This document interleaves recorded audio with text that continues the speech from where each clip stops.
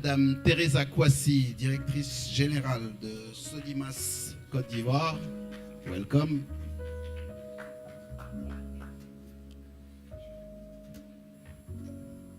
Monsieur Patessen, qui est directeur général de Africa Food System, de nous rejoindre.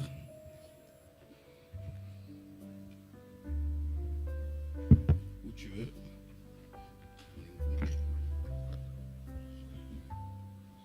Personne aussi qui nous rejoint.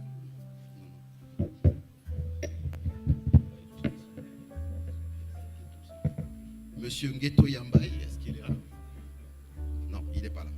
Ok, donc je vais demander à notre grand témoin de nous rejoindre. Donc, comme grand témoin, on aura Monsieur Lamine Koné, président de MCT.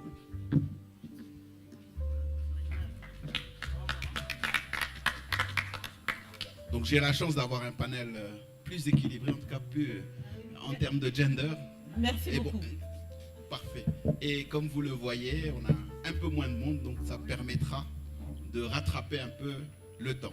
Donc pour démarrer et planter le décor, je demanderai à Monsieur Koné si vous pouvez partager en tant que grand témoin votre expérience sur le sujet qui nous réunit aujourd'hui et surtout comment travailler ensemble, avancer ensemble. Merci bien Abdou. Comme le disait Serge Kouy tout à l'heure, le protocole s'est allégé. Donc, cher président de société, directeurs généraux, bonjour à vous. Et puis, merci à l'équipe de Didier d'avoir pensé à moi pour ce panorama. Alors, on a beaucoup entendu parler ce matin de financement, hein, beaucoup entendu parler d'argent. Mais comme l'ont fait remarquer tout à l'heure certains panélistes, avant de parler d'argent, il faut parler de business. Il faut d'abord qu'il y ait un business à financer. Il faut qu'il y ait d'abord un plan de développement, il faut qu'il y ait une vision avant d'aller chercher de l'argent.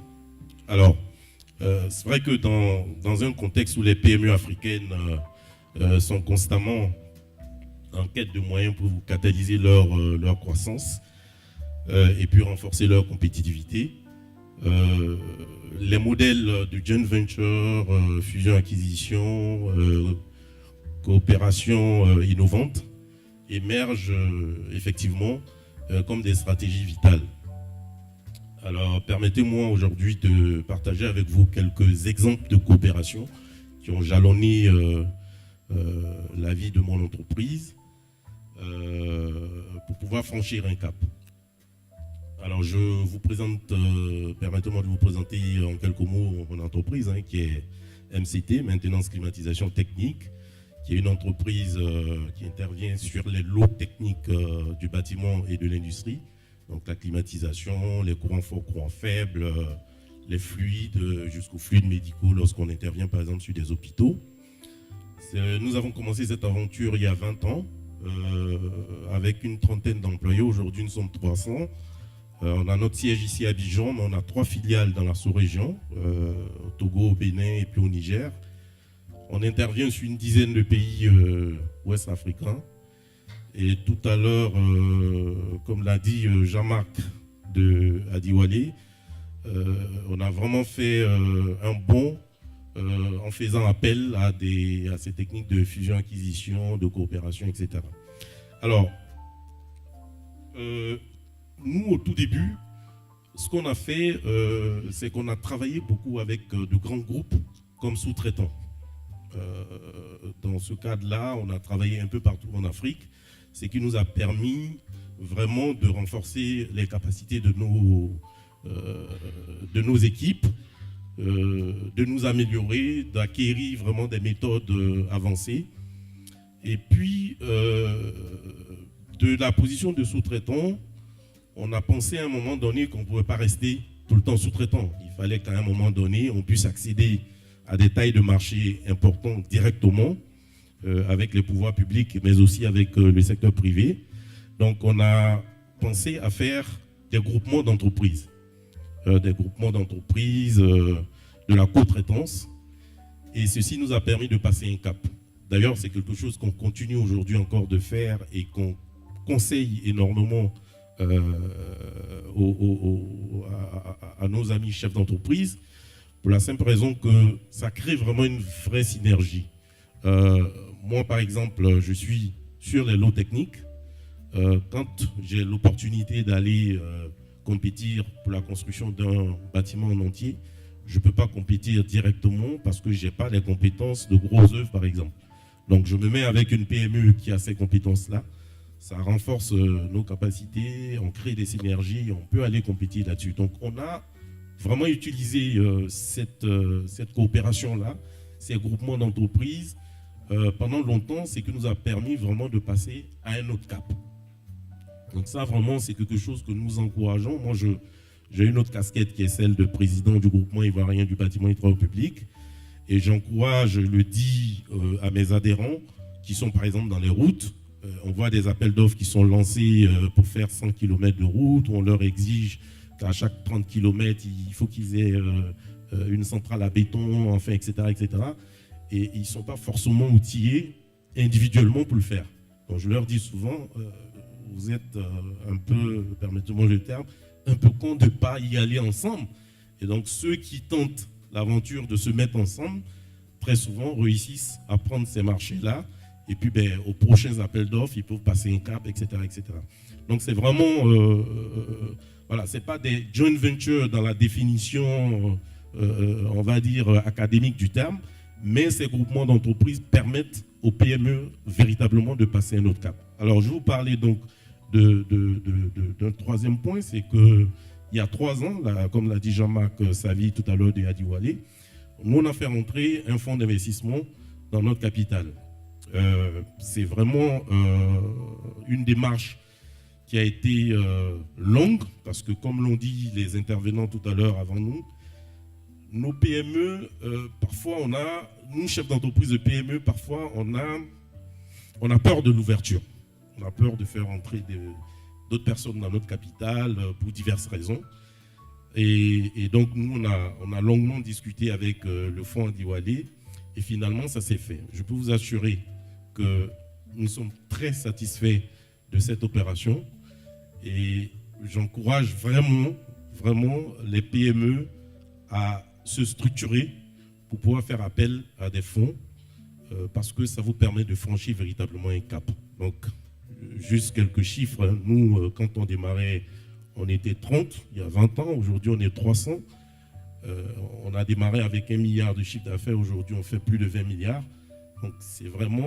Et depuis 3 ans, chaque année, on a une croissance vraiment soutenue grâce à ces fonds qu'on a eus qui nous ont soutenus dans notre croissance. Et ce n'est pas que les fonds, ce n'est pas que le capital.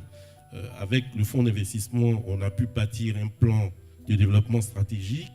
Aujourd'hui, dans notre board, on n'est pas seul à réfléchir.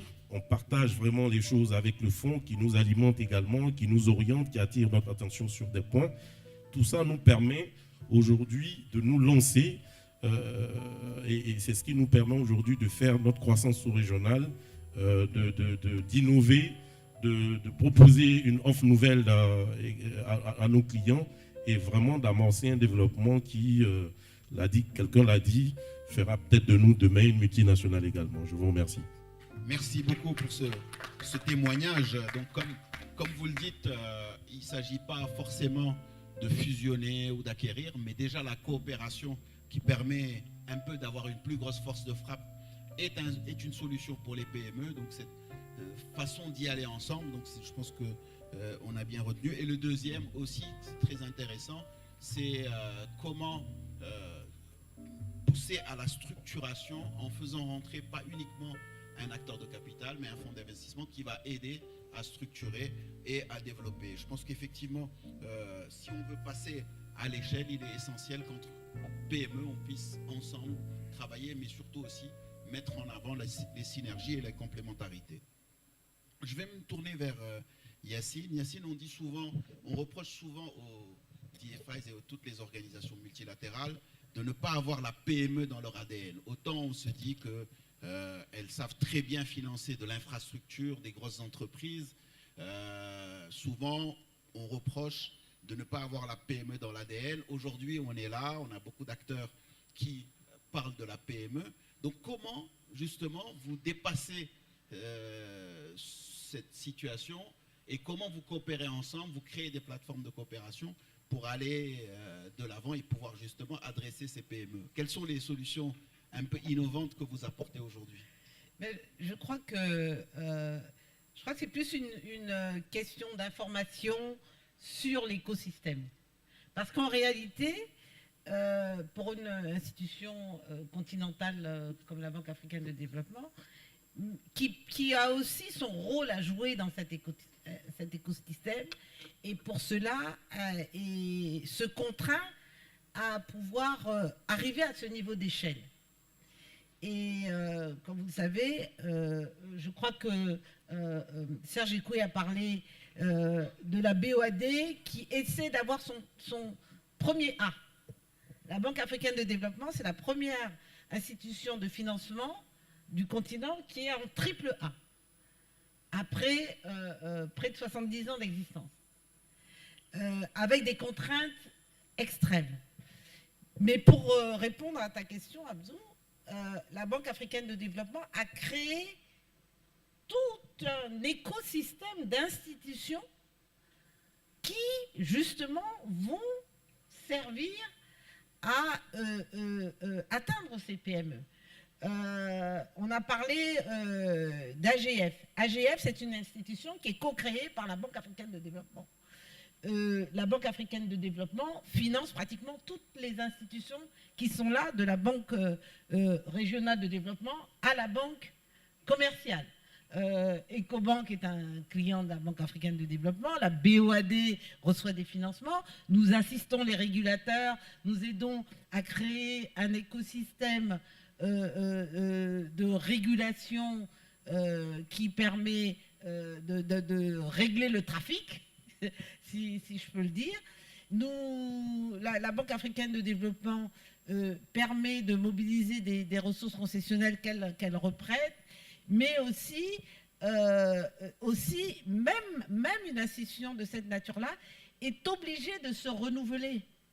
Il y a 30 ans, la Banque africaine de développement a créé Afreximbank, a créé Africa 50, a créé AGF, comme j'ai dit, et est obligée de financer des initiatives, y compris pour les PME, pratiquement. Dans le secteur financier, tous les financements qui vont soit aux acteurs du secteur financier ont un objectif ultime d'impact sur les développements. Et on l'a répété toute la matinée, l'impact sur les développements, ça passe par les PME. Donc, nous devons appuyer ces institutions qui doivent adresser cette problématique de risque, de coût, de rentabilité et de mise à disposition de fonds à long terme. Pour un peu illustrer cela, ce besoin d'innovation constant se traduit par exemple par les initiatives que la banque vient de lancer, que la BAD vient de lancer, comme les Youth Entrepreneurship Investment Banks. Pourquoi? Parce que à la lumière de toutes ces discussions que nous avons, on se rend compte qu'il y a encore des gaps à combler. Et la dernière initiative de la Banque africaine de développement, ce sont des banques d'investissement pour les jeunes entrepreneurs. Et cette initiative est bâtie sur une collection de toutes les leçons à tirer, en disant il faut d'abord que ces banques-là s'éduquent, se structurent, s'organisent pour répondre aux besoins des entrepreneurs, en particulier des entrepreneurs jeunes ou des entrepreneurs femmes, c'est-à-dire les nouveaux acteurs, qui sont ceux qui seront les champions de demain, de pouvoir mettre à disposition des fonds à long terme à des coûts raisonnables, et aussi de pouvoir utiliser et mobiliser tous les mécanismes et les outils innovants, le numérique, et tout ce qui va permettre à cet écosystème de fonctionner. Et donc, je dois dire que chacun a son rôle. Il y a celui qui est un peu a la capacité de pouvoir appuyer ceux qui sont au milieu avant d'arriver à la PME. Et j'ai envie de dire, chacun son métier. Merci beaucoup Yacine. Justement, en parlant de cette PME qui vit au quotidien ces challenges et qui fait face aux différents défis, face aux solutions qui sont proposées, je vais me tourner vers Teresa Kouassi. Donc vous dirigez une PME pourtant en Côte d'Ivoire, donc Sodimas. Aujourd'hui, quels sont... c'est vrai que la période est assez compliquée depuis quelques années, on vit des polycrises. De votre point de vue, quels sont ces challenges auxquels vous faites face qui font que arriver justement à se développer, à croître, à atteindre ces tailles-là n'est pas simple, et aussi peut-être après cela dire un mot sur ces mécanismes dont on vient de parler, si vous les connaissez ou non. D'accord. Merci Abdou. Bonsoir mesdames, messieurs. Un grand remerciement à l'équipe d'Africa Search, Joël Eric, je commence par Joël Eric, tu vois, pas de Joël Eric, et Didier, pour la possibilité de participer à ce forum, Africa SME Champion Forum. C'est la 9e édition, mais pour ma part, c'est donc ma première participation. J'ai trouvé vraiment ce forum, en tout cas depuis la partie inaugurale, très intéressante. Vous avez réussi à faire venir et à mener à des réflexions, des éminences grises, je dirais, de la finance. On a écouté, j'ai écouté en tant que dirigeante de PME. C'est très intéressant. Il y a des points sur lesquels on peut s'aligner, sur lesquels on peut être d'accord, d'autres points où je donnerai un petit peu mon point de vue. Alors, est-ce que l'environnement, est-ce que l'écosystème actuel est vraiment favorable à la croissance des PME? Est-ce que c'est aux PME, et aussi est-ce que effectivement il peut y avoir une émergence de nombreux champions nationaux? Ça, c'est la véritable question. Pour ce qui me concerne, donc, je suis donc Teresa Kouassi, cofondatrice avec mon feu époux de Sodimas Côte d'Ivoire, qui est une entreprise qui commercialise, qui importe, qui installe et assure la maintenance d'ascenseurs en Côte d'Ivoire, et cela donc depuis 26 ans, donc un peu plus d'un quart de siècle. Donc c'est une expérience un peu particulière. J'écoutais tout à l'heure mon président, Lamine Koné, puisque nous faisons partie de la même fêtière, et donc je suis également VP de mon président au GIBTP, qui est le groupement ivoirien du BTP en Côte d'Ivoire, et heureuse d'y être, puisque je pense être la première femme à avoir intégré le conseil d'administration d'une institution qui est quand même assez âgée et qui fête ses 90 ans cette année. Et c'est vrai que depuis cette intégration, je me suis sentie un peu moins isolée en tant que chef d'entreprise, parce qu'on se retrouve vraiment pas mal isolé dans ce cadre-là. Donc qu'est-ce qu'on vit? D'abord, n'oublions pas non plus, parce qu'on n'en parle plus, mais on est quand même sorti d'une crise Covid. Cette crise Covid a malheureusement laissé quelques PME sinistrées ou qui ont carrément déposé le bilan. Il ne faut pas l'oublier. Ça a été très difficile. Ça a été très difficile aussi pour notre entreprise, puisque effectivement, nous avons aussi des clients qui ont fermé, qui ont fait leur dépôt de bilan, des structures qui soient privées et d'autres semi-privées. Donc, et jusqu'à ce jour, on peut dire qu'on n'a pas pu recouvrer toutes les créances depuis cette période. Ça fait donc à peu près 4 ans. Je ne citerai point ici de structure étatique. Bon, mais c'est vrai que dans les points qui nous concernent, qui sont plutôt des freins à notre niveau, c'est vrai, on va parler quand même de cette pas inaccessibilité au financement, parce qu'il y a une évolution, mais c'est une évolution qui est très dure. C'est-à-dire que quand on monte, quand c'est une start-up, on le fait sur fonds propres, on n'est pas forcément... Aujourd'hui, on accompagne plus les start-up, mais à notre époque, franchement, c'était donc sur fonds propres. On avance au fur et à mesure. Ce que je dois dire aujourd'hui, quand même aussi, remercier quand même les banquiers, parce qu'il y a eu une évolution. Aujourd'hui, vous avez quand même des grandes banques, qui se sont restructurées et qui ont joué la partie de proximité. C'est-à-dire qu'ils se sont déplacés pour essayer de comprendre. Parce qu'effectivement, on peut parler de non-gouvernance ou de mauvaise gouvernance par rapport aux PME, mais pour en parler, franchement, il faut venir les voir, il faut comprendre leur structure, il faut comprendre le modèle. Je veux dire, il y a une différence entre une entreprise qui, effectivement, est gérée par son dirigeant et qui n'a aucune notion, qui n'a pas de formation. Ça, c'est vrai que c'est un problème, mais effectivement, il faut absolument continuer à toujours se former. Donc, il y a dans le financement un avancement. Il y a eu des progrès. Je ne veux pas dire qu'il n'y a pas eu de progrès, mais ils ne sont pas suffisants.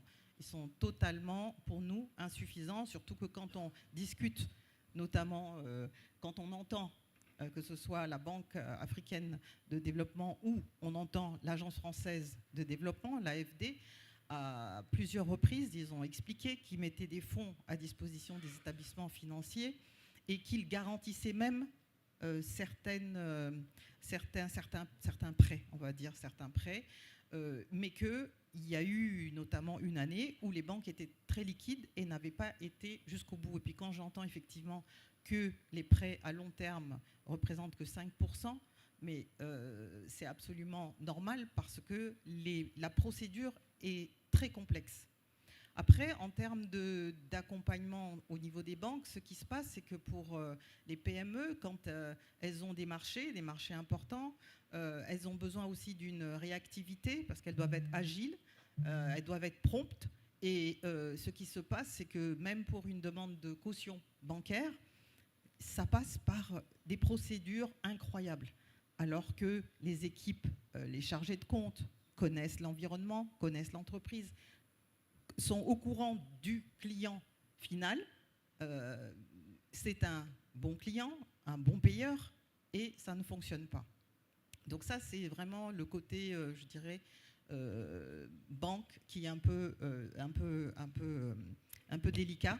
Ensuite, ce que nous subissons, c'est une pression fiscale énorme.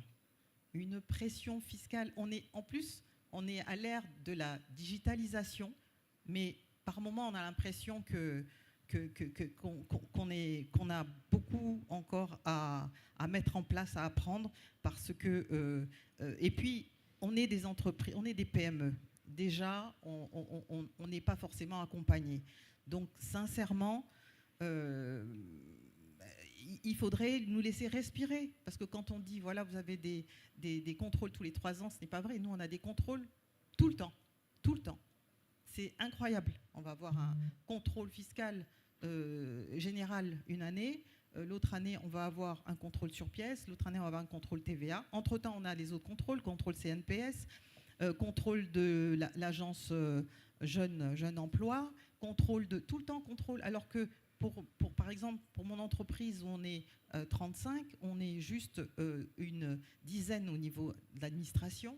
Je veux dire qu'on a autre chose à faire que de tout le temps recevoir. Et puis après, essayer de gérer des situations.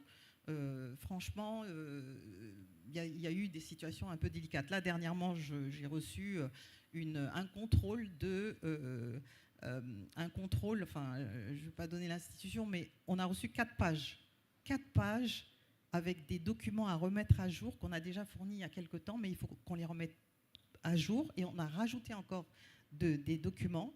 On doit rajouter encore des documents, mais on n'a que ça à faire. En fait, c'est compliqué. Ensuite, après, donc ça, il y a le point financier, il y a le point de la pression fiscale, il y a le point du recouvrement. Alors, on a constaté, effectivement, depuis quelques années, et encore plus cette année, qu'on a beaucoup de mal à recouvrer nos clients. beaucoup de mal. C'est terrible. Et c'est vrai qu'une entreprise et une PME n'a pas forcément la même assise financière qu'une grande entreprise. Et donc, sa trésorerie, parfois, nous, quand on achète chez nos fournisseurs, on est obligé de payer en général 100% à Ex-Works à la sortie usine. Et nous, notre client, il a donné une petite part, peut-être des fois, pour des grosses entreprises, de gros clients, ça peut être 35, 50% pour d'autres, mais ce n'est pas suffisant parce qu'on a le fret, on a la douane, et la douane, au niveau des structures de PME qui font de l'exportation comme nous, ça pèse. Ça, c'est important. Et juste, je voulais rajouter aussi, et dans ce cadre-là, effectivement, pour des structures comme la nôtre, ou comme la nôtre, qui font de l'importation, qui importent en fait du matériel et notamment industriel et des équipements, il y a matière vraiment à penser à monter des unités de production ou d'assemblage sur place. Ça nous permettrait de proposer des produits à des prix intéressants parce que ce qui se passe, c'est que depuis quelque temps, puisqu'on a ouvert à la Côte d'Ivoire, on a ouvert les portes aux investisseurs, on est passé, nous, il y a 10 ans où on était 4 sur le marché, aujourd'hui on est 30 sans compter les informels. Et il y a des propositions de marché avec des prix qui sont imbattables parce qu'il y a un accompagnement des pays, de ces structures qui s'installent et qui font des fois, parfois, des propositions complètes. Donc voilà. Bon, j'avais d'autres choses à dire, mais j'arrête parce que sinon...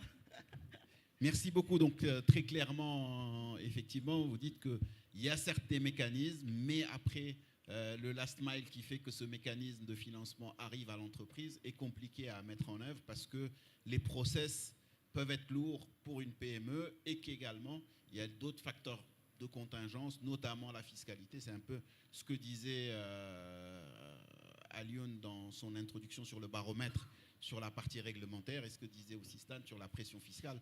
Très clairement, si c'est quelques PME ou quelques entreprises qui subissent, forcément, on se retrouve avec ces multi-contrôles. Et bien sûr, la grosse problématique liée au recouvrement, qui est aussi une forme de financement pour la PME. Je vais dans la même lancée me tourner vers Pathé-Sen. Donc, je sais que tout ce qui est sécurité alimentaire est vraiment ton sujet de prédilection. Et on pourrait imaginer, compte tenu de tout le marché africain qui existe en termes d'alimentaire, que peut-être ce serait le secteur où il y aurait plus de champions. Malheureusement, ce n'est pas ce qui se passe. Effectivement, on a encore très peu de PME championnes africaines dans le secteur. Donc comment aujourd'hui, vous, en tant qu'acteur, vous mettez en place des plateformes qui permettent justement de faire évoluer nos tissus de PME? Comment vous créez ces plateformes de collaboration? Merci Abdou et aussi merci aux collègues qui m'ont précédé et aussi qui ont parlé de comment solutionner la situation, donc surtout en Afrique. Le secteur de l'aliment, parce que je ne parle même pas du secteur agricole, je parle de l'aliment. C'est-à-dire qu'aujourd'hui, quand on termine là, on va aller manger. Le matin, on a mangé avant de venir. Donc, c'est en fait la base. Il n'y a personne qui peut rester 3, 4, 5 jours sans manger. Et c'est parce que biologiquement, on a besoin de ça. Donc, nous sommes des machines et cette machine biologique doit se nourrir. Cette machine biologique qui se nourrit crée des entreprises, c'est les PME. Donc, à la base, c'est impossible de commencer sans manger. Maintenant, pour manger, on a toujours cette histoire de la fourche à la fourchette, qui est un peu plus jolie et plus sexy. Mais chez nous, on peut parler de la daba au bol, hein, pour être beaucoup plus simple et terre à terre. Ce secteur-là connaît des risques. Et les risques, on connaît, les risques climatiques pour produire l'aliment. Donc il pleut, nos agricultures sont pluviométriques, donc 3 mois, 4, ça s'arrête. Après, tu as aussi les maladies, etc. Et que ça soit aussi la pêche sur la production animale ou végétale.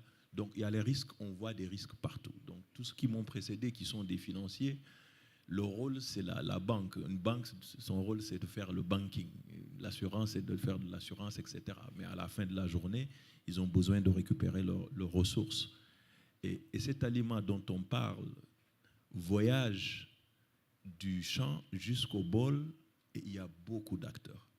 Donc, c'est bien beau de l'acheter au centre commercial, l'enlever, déposer, c'est bien joli sur l'assiette, mais tu as celui qui va amener les intrants, celui qui a fait les machines, celui qui va faire la conservation, l'entreposage, la personne qui va faire la logistique, le commerce, le marché, les centres commerciaux, le branding.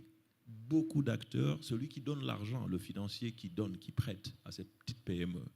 Et donc, on a en fait une variété d'acteurs pour que l'aliment voyage de là où ça a été produit jusqu'à ta table, pour que tu puisses vraiment satisfaire tes besoins et continuer à exercer. Et donc, dans cet écosystème-là, tu as aussi l'État, le gouvernement. Donc, c'est eux qui définissent les politiques. Est-ce qu'on a besoin en fait de produire assez pour nos populations? On a besoin d'exporter, puisque l'Afrique importe la majorité. Donc, nous ne sommes pas forcément souverains ou autosuffisants, ou en tout cas au niveau de l'alimentation, si on ne le produit pas. Et donc, on exporte aussi des emplois en achetant de l'aliment dehors de d'autres communautés qui produisent assez et qui nous vendent. Donc, la solution maintenant, c'est de se dire, aujourd'hui, si nous devons créer cette cohérence sur la chaîne de valeur alimentaire, des systèmes alimentaires, et que chacun joue son rôle, en donnant peut-être un exemple simple, le choza brésilien qui doit aller aux États-Unis, 500 000 tonnes par an, doit avoir une clarté et une cohérence de chaque acteur. Chacun doit savoir ce qu'il doit faire pour qu'on puisse atteindre les 500 000 tonnes. Si tu n'as pas une cohérence, il y a un gap et forcément on n'atteint pas les 500 000 tonnes. Si on doit nourrir l'Afrique, on dit ici en Côte d'Ivoire, il nous faut de la Turquie pour 25 millions d'habitants ou plus, il nous faut produire tant. Donc chacun doit connaître ce qu'il doit faire. Et dans ce système-là, il y a beaucoup de PME. Et la majorité des PME en Afrique représentent 85% sur le tissu agricole. Donc les 15% restants, c'est les moyens à haute classe et puis les grandes entreprises. Et ces PME-là, aujourd'hui, pour faire leur job, doivent aussi se comprendre. Donc, tu fais quoi pour que je puisse faire quoi? Et encore une fois, en intervenant, on dit on travaille en silo. Si on travaille en silo, on ne peut pas atteindre un résultat final. Donc, la vision d'avoir des objectifs clairs, de les structurer, de les mettre ensemble, doit aller vers la création de ces plateformes-là, au niveau national, au niveau sous-régional, au niveau continental. Comme ça, on a une clarté que si le continent va exporter, voici ce qu'on doit faire au niveau national. Et à partir de là, tous ces maillons-là qui sont connectés vont converger vers la même destination. Maintenant, qu'est-ce que nous faisons au niveau donc de Africa Food System Forum, qui est en fait la plus grande plateforme mondiale en Afrique sur les systèmes alimentaires. On est basé à Kigali, on couvre tout le continent, qui a été créé en 2006 avec Yara, qui n'est même pas une institution africaine. C'était basé à Oslo et Kofi Annan l'a amené pour dire, bon, écoute, si on doit promouvoir les investissements en Afrique, il faut que ça soit là. C'est une plateforme qui est détenue par plusieurs partenaires, y compris la Banque africaine de développement, le FIDA, certaines institutions, des philanthropes. Tout cela font partie de l'écosystème. Et l'écosystème, c'est gouvernance, c'est les financiers, c'est les PME, etc. On se retrouve pour dire on doit faire le point chaque année. Ça, c'est le grand sommet qui amène près de 5 000, 6 000 personnes par an avec les politiques et les acteurs. Mais en dehors de ce sommet-là, qu'est-ce qu'on doit faire entre deux sommets pour mesurer la performance de la croissance de ces PME-là qui sont dans le secteur agricole maintenant / food system, parce qu'on doit aller au-delà. Il y a les routes, il y a la logistique, il y a tout ça qui doit être là pour que ça marche. Ce n'est pas que juste la production. Et donc, on a créé un mécanisme qu'on appelle même les deal rooms. C'est-à-dire que la PME, de façon régulière, doit pouvoir savoir quel est l'écosystème des financiers qui existe dans ton pays. Aujourd'hui, si je suis PME agricole ici, peut-être que je ne connais pas. Je ne connais pas aussi celui qui fait le capacity building. Je ne connais pas celui qui fait la logistique. Et à partir de là, dématérialiser l'information, qu'on ne soit pas juste là en train de se parler entre nous, mais que je sois quelque part avec mon petit téléphone et qu'il y ait une application pour voir qui est dans mon écosystème pour que je puisse comprendre est important. Deuxièmement, qui peut me fournir l'assistance technique dont j'ai besoin pour avoir mon prêt? ou bien si même c'est l'equity, ou en tout cas la prise de participation, peu importe. Et ça, ce sont les mécanismes de forum et de plateforme que nous devons en fait renforcer, les fragmenter au niveau pays et en avoir plusieurs. À partir de là, je pense que ça va créer maintenant de la confiance pour savoir qui opère et comment les États, comment le secteur privé, comment en tout cas les philanthropes peuvent venir et rentrer, appuyer tout un chacun afin qu'on puisse converger vers le même objectif. Merci beaucoup, Pathé. Justement, toujours en embrayant sur le point, vous venez de tenir le dernier sommet il y a 4 semaines. Est-ce que justement les PME sont conscientes et étaient présentes à ces plateformes et ces deal rooms? Alors, c'est une bonne question. Nous-mêmes, maintenant, on le fait de façon délibérée. L'idée, c'est de se dire que la majorité des forums que nous faisons, si l'Afrique a presque 70% de jeunes, pourquoi nous, qui avons plus de 35 ans, soient là en train de parler? Il faut qu'eux soient là. Et qu'il faut qu'eux, ils s'asseyent là. Et donc, quand on regarde la salle, il n'y avait que des financiers, on se parle entre nous. On comprend le langage. Mais honnêtement, celui qui est de l'autre côté... De 35 ans, nous, on est beaucoup à plus de 50 ans. 35 ans. Non, en tout cas, bon, c'était juste pour faire joli, parce que... Donc, au moins, DJ, il a 35 ans. Donc, ça aide. Didier, il a 32 ans. mais en réalité, de façon délibérée, nous, depuis l'année passée, en tout cas, moi, je l'ai rejoint depuis 2 ans maintenant, bientôt 2 ans, on a changé, on dit, quand même on doit sponsoriser des PME qui doivent venir, moins de 35 ans. Sinon, on n'achète même pas le billet. Donc, c'est une façon intentionnelle de vouloir aller vers ces PME qui ont un certain âge et qui constituent le tissu. Donc, cette année, ils représentaient 1/3 des participants. Et à partir de là, on leur a même créé ce qu'on appelle le Youth Dome. C'est leur endroit. Donc, c'est de l'innovation.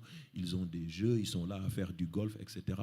Mais ils ont des idées qui sont complètement différentes de ce que nous faisons. Donc, et à partir de là, je pense que c'est là où maintenant restructurer ou re-engineer la façon de les financer doit venir. C'est en fait à partir de la demande, de comment ils pensent. Et je pense que si on refait les choses de cette façon, on pourra faire de l'agriculture ou food system attractif et sexy aux jeunes que juste d'avoir des produits standards et aller de l'avant. L'autre point pour finir, c'était les tickets. Les deal rooms qu'on avait, on amenait des gens, donc il y a des gens qui viennent pitcher, et après on te dit, bon, nous on finance à partir de $1 million. Le monsieur, il a pour $10 000 ou $1 000. Donc il est là, il a voyagé des kilomètres, il se sent inutile. Et donc les tickets qu'on propose doivent être également en phase avec la demande. Et ces tickets-là, si tu dois le prendre pour le pêcheur ou bien les dames qui vendent le poisson, ces gens-là n'ont pas besoin de 10 millions. Ils gagnent l'argent au jour le jour. Ils ont juste besoin de 20 000. Ils achètent, ils revendent à 100 000. Ils font des gains. Et donc, en fonction des secteurs, je pense que les tickets doivent être faits, mais en réalité, on doit aussi les aider à être en coopérative, en fêtière, en interprofession, pour que la masse critique soit là et qu'on insuffle le mindset d'entrepreneuriat que juste de faire le business au quotidien et de ne pas gagner, mais c'est juste l'économie de survie. Merci beaucoup, Pathé. Monsieur Koné, si ce panel d'échange suscite des questions ou des commentaires de votre part? Non, alors moi, je voudrais aborder juste, parce que bon, on a dans les différents échanges et dans ma précédente intervention, j'ai parlé de groupements, d'entreprises et tout. Il y a un point qui est quand même important pour nos PME, c'est la question des ressources humaines. Je crois que ça n'a pas été abordé ici, mais le secteur, par exemple, du BTP que je connais suffisamment, figurez-vous que dans notre secteur aujourd'hui, une école comme l'Institut Polytechnique de Yamoussoukro nous sort une 40aine d'ingénieurs chaque année sur le marché. Donc 40 ingénieurs pour toute la Côte d'Ivoire. Quand les Total Energy, les CIE et compagnie sont passés, il ne reste plus rien pour les PME. Et ça pose un véritable problème parce que tout le monde l'a dit ici dans les statistiques qui ont été évoquées, ce sont ces PME-là qui réellement font le job. Et donc aujourd'hui, je pense qu'il serait important pour nos PME de comprendre qu'elles doivent construire des coopérations innovantes avec les instituts, les grandes écoles. Nous, par exemple, aujourd'hui, on est en train de travailler sur un master spécialisé dans le domaine de l'énergétique pour pouvoir avoir accès justement à de la compétence, parce que quand on ne fait rien, ben, quand on vient après, on n'a rien. Voilà, il n'y a pas de ressources. Et donc, au niveau des ingénieurs, il y a un vrai problème. Au niveau des techniciens supérieurs et ce qu'on appelle, nous, les conducteurs de travaux et compagnie, on a également une pénurie importante. Donc, la question de la ressource humaine aujourd'hui est une question importante qu'il faut que voilà, nos États regardent de près et que nous-mêmes, PME, nous prenions des initiatives également pour pouvoir adresser cette question-là. Parce que tout ce qu'on a dit aujourd'hui, financement et tout, pour avoir un beau business plan, etc., tout ce que vous voulez, si à la fin de la journée, vous n'avez personne pour faire le job, tout ça tombe à l'eau. Et ça, c'est un vrai souci aujourd'hui pour la plupart de nos PME. Je pense que justement, vous avez mis appuyé sur un sujet extrêmement important. Et aujourd'hui, en tout cas, là, je remets ma casquette de CGM, donc du patronat marocain. Nous, par exemple, ce sont aujourd'hui beaucoup de fédérations sectorielles qui ont pris en main toute la partie, que ce soit formation professionnelle, apprentissage ou même... Absolument. Nous, actuellement, on est en négociation avec le ministère de l'Enseignement technique et la formation professionnelle pour la mise en place d'un centre de formation professionnelle dans les métiers de route. Parce que figurez-vous que de simples conducteurs d'engins, parce que quand on dit engins aujourd'hui, ce n'est pas les Caterpillar d'il y a 20 ans, c'est des engins truffés d'électronique. Et vous investissiez dans un engin qui coûte 400 millions, 500 millions, et vous le donnez à quelqu'un qui, voilà, il vous le bousille rapidement. Donc aujourd'hui, on a ce projet-là qui vient de démarrer avec le ministère de l'Enseignement technique. On va faire un centre de formation professionnelle à Gagnoa et sur le site de l'ancien lycée professionnel de Gagnoa, justement pour mettre à la disposition de nos membres des techniciens spécialisés dans ces domaines-là. Merci beaucoup.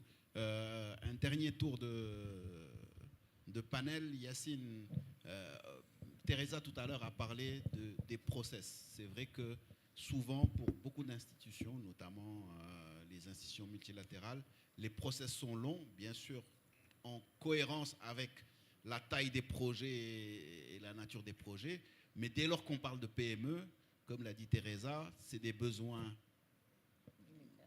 moins importants, mais urgents, et donc peut-être des processus accélérés. Est-ce qu'aujourd'hui, il y a des choses qui sont en place au sein de vos institutions pour y arriver ?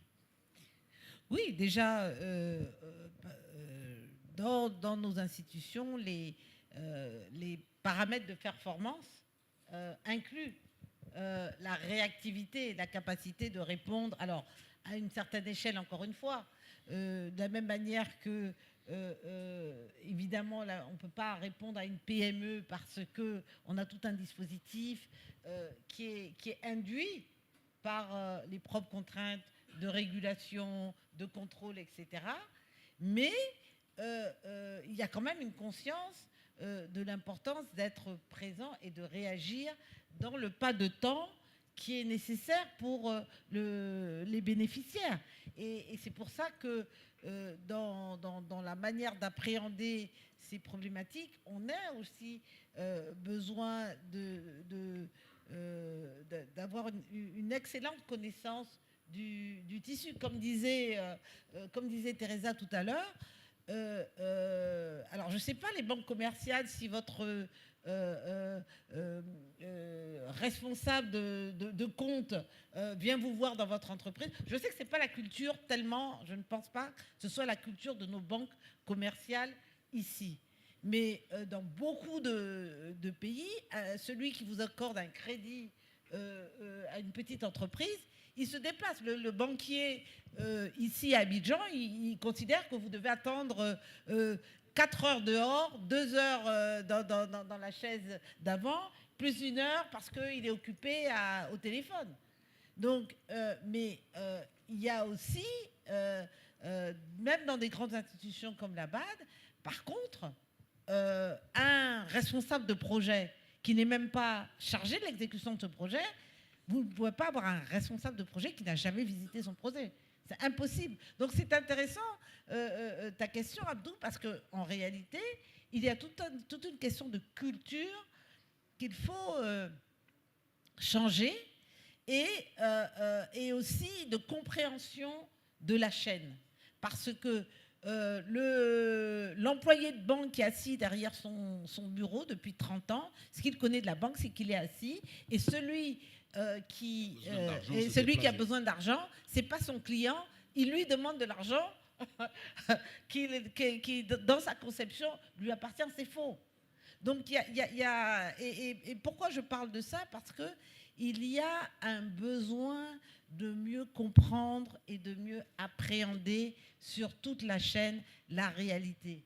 Lorsqu'on parle de financement, il y a un marché, les experts parlent d'offres et de demandes, mais il faut rentrer un peu plus loin pour bien expliquer de quoi il s'agit. Lorsqu'on parle de faible capitalisation ou même d'absence de culture, d'equity, ben, l'entrepreneur ici, on est encore au stade où un entrepreneur ne fait pas la différence entre si le samedi il doit aller, je dis n'importe quoi, au cinéma, eh bien il ne considère pas que la caisse, s'il y a de l'argent dans la caisse, il va le prendre. Donc cette question de la culture financière, de la culture de l'épargne à long terme et de l'investissement, elle est très importante et c'est là qu'effectivement on peut remercier Didier et Joël, parce que le cœur de l'amélioration du système, le cœur de l'ambition,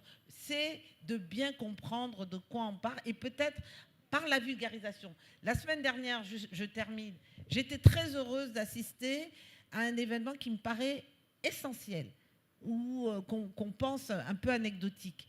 J'ai assisté à ce que fait SICA Finance, la vulgarisation de la finance. C'est très important parce qu'un entrepreneur qui ne connaît pas le cycle de son financement, le cycle de l'argent dont il a besoin et qu'il a besoin d'utiliser, eh bien, il faut le vulgariser. Et j'ai rencontré, par exemple, un jeune couple qui a créé un jeu de société pour des enfants de 10 ans sur l'investissement dans la bourse, etc.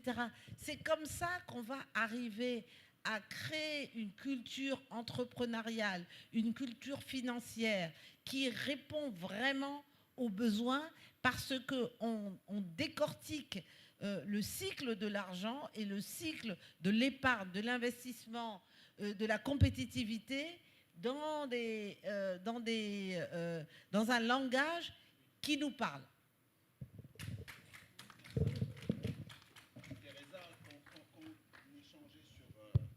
Quand on échangeait sur la préparation, tu me parlais d'un certain nombre de solutions que tu préconises. Si tu peux les partager avec nous, les solutions justement pour faire évoluer nos PME et accélérer leur croissance. Oui, tout à fait. En tout cas, je voulais juste rebondir sur tout à l'heure sur la partie notamment de la pénurie au niveau des ressources humaines qui sont surtout spécialisées, des experts, techniciens, ingénieurs. Juste ça, c'est très très important parce que aujourd'hui, même en tant que PME, on investit dans la formation. C'est-à-dire que ce sont quand même des investissements importants. On fait venir des personnes depuis l'étranger, des personnes des fois qui restent peut-être 1 année, 2 années, voire 4 années. Une fois qu'on a fini de former ces personnes, elles sont tellement bien formées que malheureusement, il y a la fuite des cerveaux. Je ne dis même pas ici, hein. Je veux dire, j'ai déjà plusieurs personnes qui ont été recrutées depuis la France. Tout à fait. Donc ça, c'est embêtant parce que nous, on a investi et donc là, c'est extrêmement urgent parce que comme on voit comment le marché est en train de se préparer, puisque nous attirons, comme je disais tout à l'heure, beaucoup d'investisseurs, mais est-ce que tous ces investisseurs-là ne vont pas changer l'état d'esprit du marché et est-ce que ça va toujours continuer de favoriser les PME locales? C'est ma question. Et vraiment là-dessus, on a déjà commencé, comme on disait tout à l'heure, avec le GIBTP sur les centres de formation. J'aimerais ici aussi remercier un partenaire qui est la GIZ, qui œuvre beaucoup dans ce sens.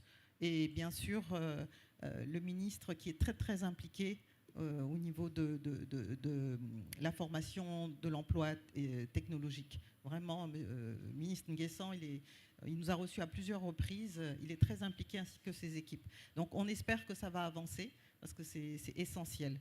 Ensuite, je me dis, oui, on parle des banques, des établissements financiers, c'est très bien. Mais et les grandes entreprises, est-ce qu'elles ne pourraient pas aider aussi, voire peut-être, est-ce qu'on ne les obligerait pas à avoir un fonds et qu'on puisse après redistribuer aux entreprises? Une manière de voir différemment, parce qu'ils ont besoin de nous, on a besoin d'eux, et on doit grandir ensemble. Et ça, tout à l'heure, on parlait au niveau du DG de la Bourse, qui disait que, effectivement, au niveau des impositions de la BIC, en fait, on est actuellement à peu près à 15%, et les entreprises qui entrent à la bourse ont une réduction des 5%. Et d'accord, mais pourquoi les grandes entreprises, on les aide, nous, PME, on ne nous aide pas. Pourquoi pas récupérer ces 5%, tous les mettre à disposition? Enfin, je veux dire qu'il y a plein de modèles à réfléchir, effectivement. Et ensuite, ce que je voulais rajouter, donc encore remercier pour l'opportunité de ce salon. J'ai déjà remercié même tout à l'heure, mais je remercie encore une nouvelle fois parce que c'est très important. Et je remercierai encore plus si, effectivement, à la suite de ce salon, qu'on ait des résultats, qu'il y ait des approches auprès de nos États, des représentants étatiques et publics, pour qu'on puisse enfin voir arriver certaines choses, comme notamment la partie de fiscalisation. Vraiment nous proposer quelque chose de particulier pour les PME. Je pense qu'il y a déjà un grand pas qui a été fait avec cette institutionnalisation de la coalition des PME et que les choses vont progressivement Oui, donc je vais dans le sens de Linda Vallée, l'intervenante de tout à l'heure, qui a vraiment bien posé le problème. Et en tout cas, on est là et on peut aussi aider s'il y a besoin pour un accompagnement. Vraiment, on vous remercie d'avance de ce que vous pourrez faire. Merci. Merci, Pathé, Lamine Koné. 1 minute chacun, parce que je sais que le reste de la salle, comme moi, avons bien faim en ce moment. Exactement, donc on va aller chercher l'aliment. Donc pour très rapidement, je pense que dans ce secteur où on pense qu'on peut créer beaucoup de PME et beaucoup d'emplois, surtout pour les jeunes, qui est le secteur agroalimentaire, des systèmes alimentaires, c'est ça en fait le discours partout en Afrique. Il faudra prendre en considération le contexte de ce qu'on appelle les Gen Z, tu vois, la nouvelle jeunesse, qui ne peuvent pas se concentrer longtemps sur certaines choses. Donc cette réalité va redéfinir également les idées de projets qu'il faudra structurer pour les financer. Donc ça, c'est un. Le 2, c'est également l'écosystème, la construction de l'écosystème. Lorsqu'on met en place les puzzles et on sait que celui-là fait A, B, C, D, on doit avoir le output qui doit nous permettre d'atteindre l'autosuffisance alimentaire, de pouvoir exporter, de créer de la richesse. Si cet écosystème est clair, c'est facile maintenant de cartographier chaque maillon et de savoir quelle est vraiment en fait l'assistance qu'on doit administrer. Parce que il faut connaître le malade pour pouvoir l'aider. Le problème, c'est que c'est diffus, on ne sait pas qui est qui, et après c'est tout confus. Et à partir de là, ces maillons-là peuvent se structurer parce qu'ils sont ensemble et ils peuvent créer des fédérations, des coopérations pour pouvoir être beaucoup plus grands. Le troisième élément, c'est la protection, c'est la gouvernance. Dans cette gouvernance, forcément, il y a la transparence, mais il y a aussi la protection. Il n'y a aucun pays au monde qui a développé des grandes entreprises sans protéger les petits. Sinon, ces petits vont disparaître. On l'a vu dans le secteur, par exemple, de l'aviculture. Au moment où on commence à importer du poulet d'un peu partout, je ne veux pas nommer les pays, et puis qui coûte moins cher que le poulet local, les petits ont disparu parce que le consommateur va acheter moins cher et ils disparaissent. Donc il y a des règles de protection, d'appui pour que ces petits-là grossissent. Après, on les fédère et ils peuvent être Et pour finir, c'est également créer des plateformes de ce genre. On en a beaucoup, Forum X, Forum Y en Afrique, Forum Z. Ces forums doivent être aussi cohérents et qu'il y ait des passerelles quand il y a des conclusions, qu'on puisse également aller à l'autre pour dire, bon, même si nous ne faisons pas la même chose, mais nous sommes des chaînes de forums, qu'est-ce qui est le output global pour le continent en termes donc politiques, stratégiques, financiers et puis techniques, afin qu'on puisse mettre tout ça ensemble et pouvoir donc changer les choses. Merci beaucoup. Alors, moi, je voudrais revenir vraiment sur le thème central pour encourager nos PME à se mettre ensemble. Il y a plusieurs formes de coopération qu'on peut avoir et une manière vraiment rapide d'accélérer, une manière vraiment concrète d'accélérer notre croissance, c'est de se mettre ensemble. Très souvent, on nous perd dans nos petits coins et ce n'est pas productif. Donc, de ne pas avoir peur de se mettre ensemble pour créer des synergies, pour pouvoir affronter des marchés plus importants.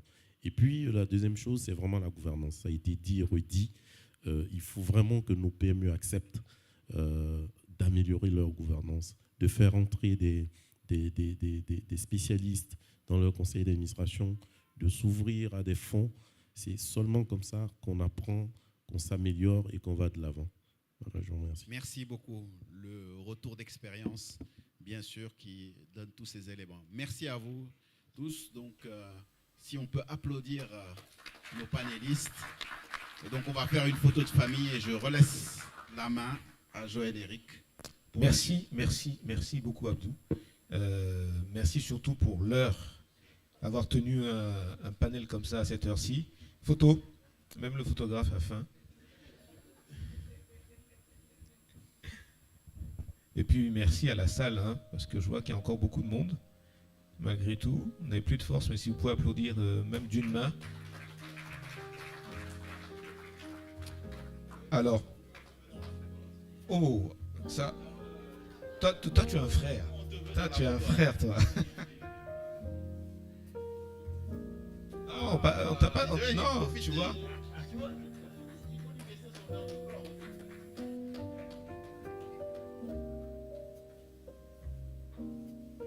Merci beaucoup.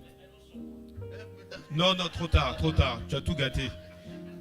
En tout cas, vous avez gagné le droit de déjeuner avec votre meilleur ami Didier à côté.